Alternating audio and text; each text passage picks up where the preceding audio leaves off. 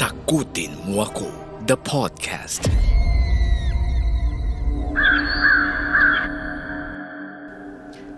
Ako si Mario. Nung bata ako ay napilitan kaming manirahan sa probinsya dahil sa isang desisyon ng aking magulang. Doon ay napilitan kaming mamuhay ng aking kapatid na si Marco. Dito kami natutong magigib ng tubig, umakyat ng bundok, sumakay ng bangka, mag-alaga ng kalabaw, magtanim ng palay, mag-ani at marami pang iba. Isa sa mga kabuhayan ng aking lolo at lola ay ang pagkokopra. Ito yung proseso ng paggawa ng langis mula sa katas ng niyog. Ang mga patapong balat at bao ay ginagawang uling na siyang pinagkakakitaan din. Minsan, inaabot kami ng buong magdamag sa paggawa nito. At dito rin kami natutong mamuhay kasabay ng takot.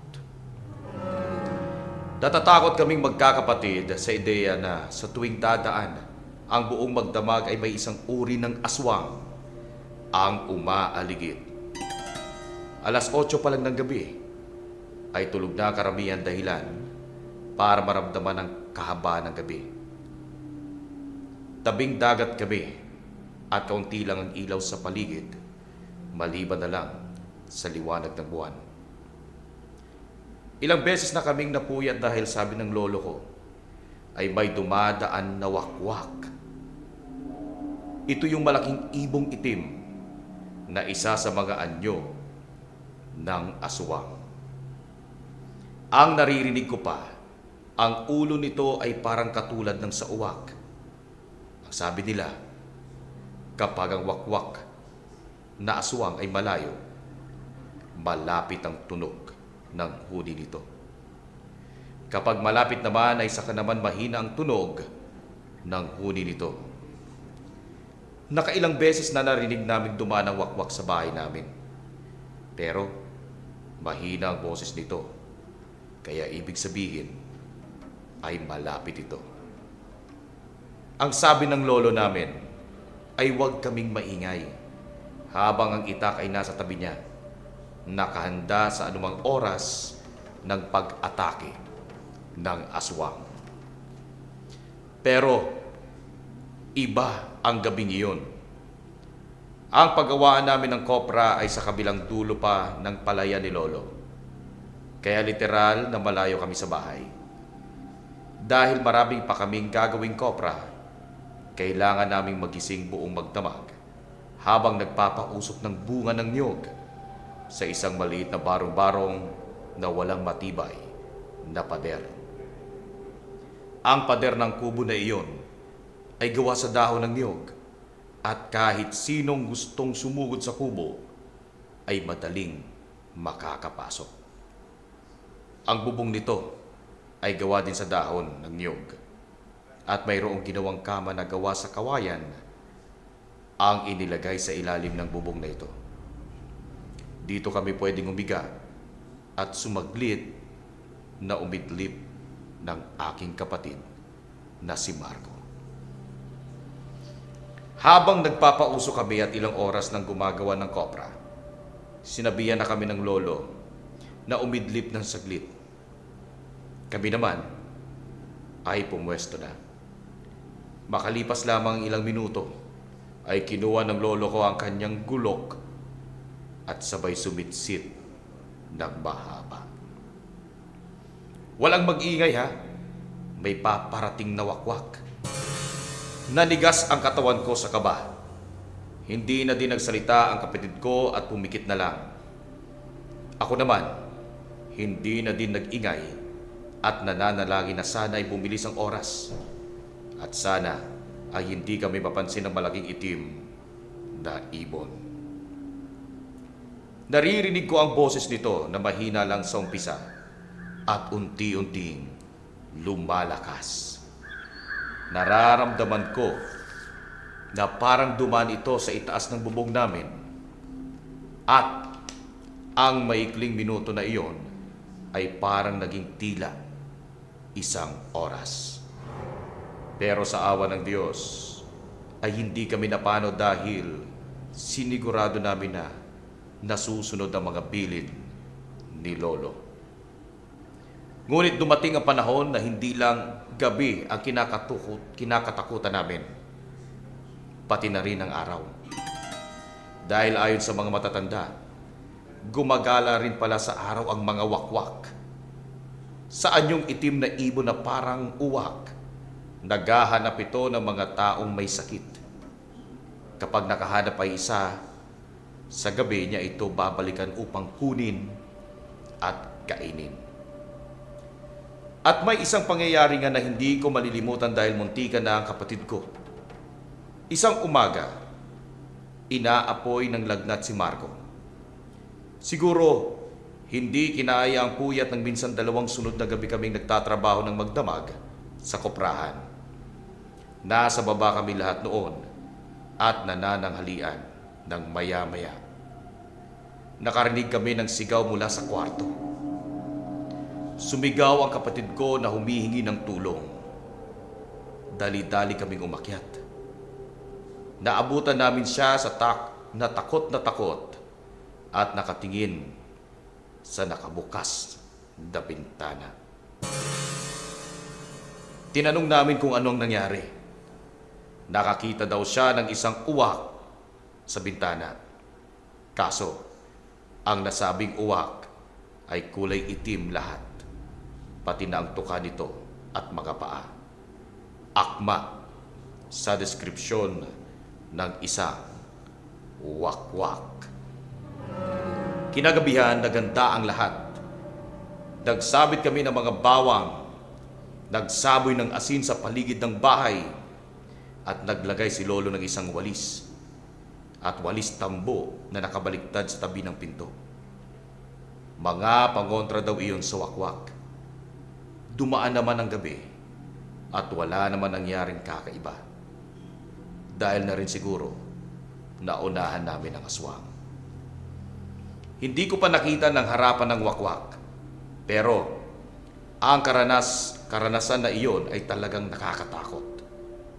Kung sakaling magkakataon man na makakita ka ng aswang ng harap-harapan, hindi ka pwedeng tumakbo. Siguradong kailangan may nakahandang itak upang gamitin proteksyon sa anumang pag-atake ng aswang. Masaya ako dahil hindi ko na kinakailangan pang lumaban sa aswang ng harap-harapan. Dahil baka na pag nagkataon, posibleng baka wala na ako ngayon sa mundong ito. Takutin Mo Ako, the podcast. Teopilos, doon sa kwento ni Mario, no, na napakinggan natin, nakakita siya ng aswang, yung wakwak. Ikaw ba, naka-experience ka ba nito? Nakakita ka ba ng aswang? Oo, hindi naman literal na nakita kasi ang mga aswang is sobrang misteryoso niyan. Lalo na yung tao pa sila sa umaga. Hindi yan sila basta-basta nagpapakilalang aswang. Tsaka kung aswang man sila, hindi sila umatake doon sa lugar nila. So, ako literally, hindi pa ako nakakita ng personal na umaataking aswang. Pero meron akong karanasan ng tungkol sa aswang na paraan. Yun, yung tsaka yung mga kwento ng mga kamag-anak. Meron akong mga personal experience sa aswang, pero yan, katulad yan ng wakwak, naparaan lang, pero hindi ko literal na nakita. Ano ba yung klase na aswang? Anong klase ba yung aswang na yung wakwak, 'di ba? Di ba sa wakwak meron pa yung sabi ng pusa?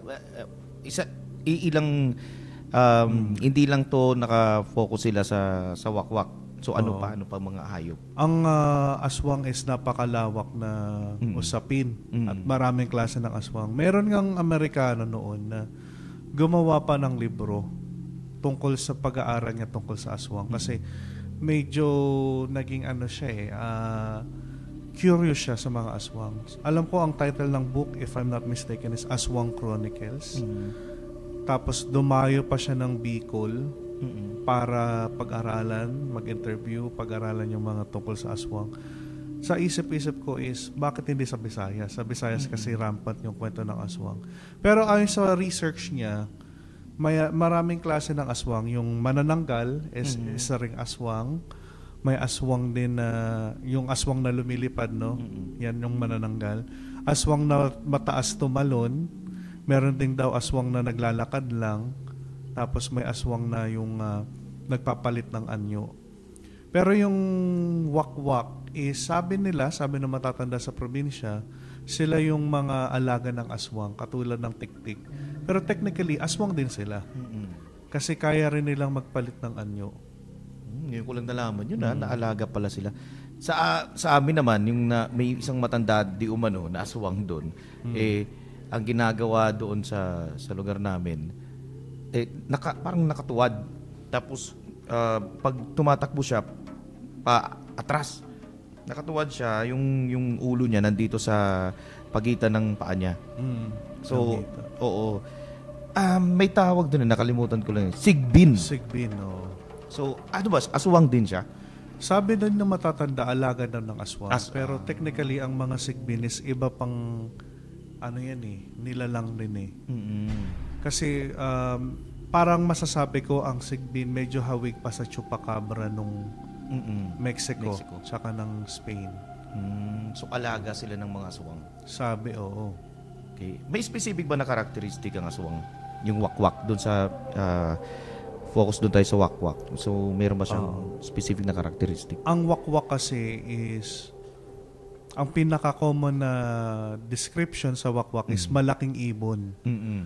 Na kapag siya daw ay mahina yung boses, yung wak-wak, gano'n lang. Ibig sabihin nun is malapit. Yung bumubulong. Oo, bumubulong. Pero yung wak-wak na malakas na, yun daw ay malayo. Okay. So kapag sa probinsya namin, pag narinig namin yung wak-wak na ang hina, parang nakakapangilabot kasi kwento ng matatanda, di ba? So may mga ganun kaming experiences. Anong ginagawa nyo kapag yan, nandyan na, wakwak? Ano may mga pangontra ninyo? Halos hindi kami humihinga eh. Pero yung gulok ng lolo ko, nakatabi na yan dyan. Tapos ang mga pangontra ng aswang, katulad ng bawang. Totoo ba na bawang? Hindi kamatis, mga sibuyas, mga ganun. So bakit bawang pala? Malakas yung amoy. Sabi nila hindi daw kaaya-aya sa pangamoy ng aswang. Tsaka yung mga matatalas na bagay, katulad ng kutsilyo, walis tingting, yung mga ganyan. Yung buntot pagi? Ayan, isa rin yan. Kasi daw yan eh, malakas daw talaga yan. Kahit taong araw lalagnatin pag hinampas niya. Sa ngayon ba naniniwala ka, Chupilos, na may aswang pa? Naniniwala ako na may aswang. Kasi ang ideya ng aswang, ang pagiging aswang ay nandoon din sa kung sino ang nag-iisip na aswang siya. So kung ano yung mina-manifest mo. Halimbawa ako, iniisip ko na aswang ako. Technically, nagiging aswang na rin ako kung isa sa buhay ko yung buhay nung isang aswang. So meron talaga. Sino ba yung madalas na biktima ng mga aswang? Walang pinipili ang aswang, pero maraming paniniwala rin sa aswang na may aswang na kumakain ng buhay na tao, meron namang aswang na ang kinakain lang daw ay yung bangkay, kaya sa sementeryo tumatambay, gano'n. Yung iba naman kumakain ng hayop, gano'n. Bakit madalas sila sa... Totoo ba na gabi lang sila umaalis? Pero yung kwento ni Mario, kahit araw, lumalabas sila. Pero kadalasan sa mga kwentong bayan, madalas gabi sila umatake. Yung mga aswang is normal din na tao, lalabas din sila pero hindi sobrang tagal. Pero mas aktibo sila, lalo na yung beast form nila sa gabi. May balitaan lang ako, nasagap ko lang to. Kapag ang tao daw walang tawag na to, yung sa pagitan ng ilong at saka dito sa labi, kapag diretso lang yan at walang gitling o guhit. Walang guhit. Pag wala ka doon nakita doon, aswang to yun. Actually, hindi. Mas accurate siya para sa mga engkanto. Sa mga Ilonggo, ang tawag nila doon is tamawo. Pero, ang pinaka sinasabing common na factor para ma-identify na aswang ngayon is yung hindi makatingin sa mata. Tapos, pag tiningnan mo daw sa pagitan ng hita mo, baliktad din yung paningin. Parang may mga ganun mga kwento. Maraming paniniwala, depende sa rehiyon. Kasi alam natin na Pilipinas, watak-watak. May iba't ibang paniniwala. Nabanggit sa kwento kanina na kapag nakaharap ka ng isang aswang ay para bang wala ka ng ibang choice kundi ang lumaban. Totoo ba to? Totoo, kasi ang aswang is hindi sumusuko yan. Maliban na lang kung may ginawa kang bagay na magpapalaya sa kanya. So kung syempre dehado ka, kawawa ka. Kaya nga yung mga kwento ng mga nakakatanda na pag may aswang, lumalaban sila, nagmumura sila, nagsasaboy ng asin, sumisigaw. Sumisigaw. Pero saan ba galing yung mga aswang na to? Ba't sila dumadami at bakit nagkaroon ng aswang? Yun yung parang may angkan ba sila or dati ba silang tao or something na galing lang talaga sa ilalim ng lupa or whatsoever? Ang mga aswang is mga tao na parang may sumpa na yung sabi nila na ipapamana daw ang katangian ng isang aswang eh. Pero hindi siya genetic kasi ang proseso ng pagiging aswang is na ipamamana, sabi nila, na mayroon daw na itim na bato na ipinapasa, iniluluwa nung matanda na aswang o mamamatay na aswang, pinapasa sa anak or apo. So, meron din daw sinasabi na yung itim na bato na yun ay mayroong sisiw sa loob na itim na pag nabasag daw yung bato na yun, yun yung nagiging tumitake over sa katawan ng tao na nagiging aswang. Meron din daw, no?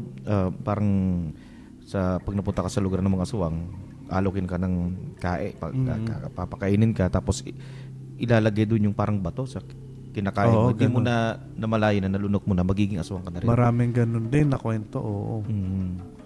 Ano ba yung pinaglalaban ng mga aswang? Ang mga aswang katulad lang din sabi nila ng tao na syempre kailangan din kumain sa araw-araw.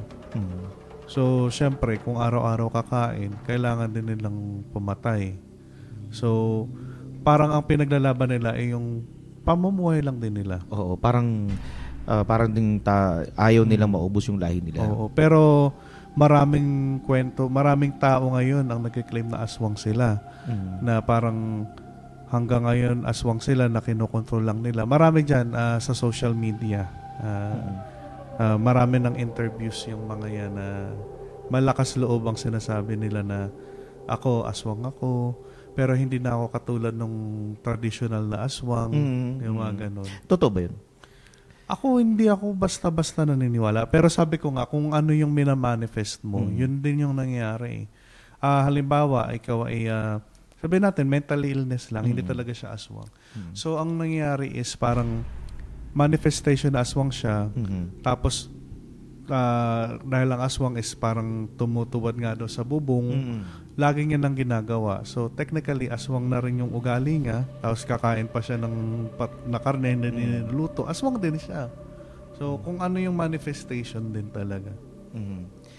Ay, sino yung mga yung mga sikat na nagpangalan, magbibitaw lang ako, tapos konting brief lang, explanation. Maria Labo. Ayan, si Maria Labo is isang sikat na karakter sa Visayas na kinatakutan talaga noon nung mga early 2000s. Totoong kinatakutan siya kahit tanungin mo yung mga taga-probinsya. Kasi siya ay isang story sa isang radio drama na parang binalita rin. Parang ang delivery ng kwento is binalita rin siya na si Maria Labo is gumagala. So, yung mga bata hindi na lumalabas ng gabi. Ang aga pa lang nasa bahay na dahil nga sa takot sa kay Maria Labo. Ganon katindi yung takot. So, yun nga, ang kwento niya is isang ina na nag-abroad, tapos pagbalik is aswang na, tapos pinatay niya yung dalawa niyang anak, niluto niya, tapos kinain pa nilang mag-asawa. And then yung asawa is walang idea na anak na pala nila yung kinakain nila. Okay. Tapos kaya siya tinawag na Maria Labo kasi tinaga siya sa muka. So meron siyang peklat sa muka, kaya Maria Labo. Ayan, parang nakarating din yung kwento na sa amin yun eh. Yan din yung panakot sa mga bata doon sa amin sa Bicol. Anyways, sa kwento ni Mario, ano yung pwede nating sabihin sa kanya na sa susunod, yung mga paghanda na lang niya kapag pupunta sa bundok, anong pwedeng gawin? Yung trabaho kasi nila, no, kailangan dun sa may bundok eh. So, siguro maghanda siya. Kung gusto niyang ipagpatuloy yung ganong trabaho, mag-prepare siya.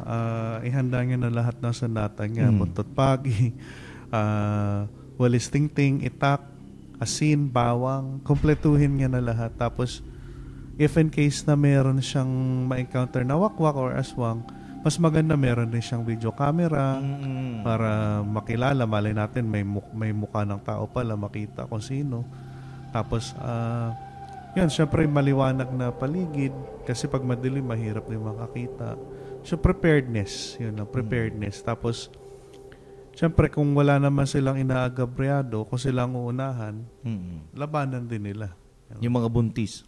Ayun, isa pa yan sa mga inaatake daw ng aswang. So, dapat laging handa sa paligid ng isang buntis kasi kahit anong oras pwedeng umatake ang aswang. Anyways, Theophilus, maraming salamat at alam ko marami pa tayong pag-uusapan pa sa mga next episodes. At kay Mario naman, maraming salamat sa pagsulat mo sa amin dito sa Takutin Mo Ako. Takutin Mo Ako, the podcast.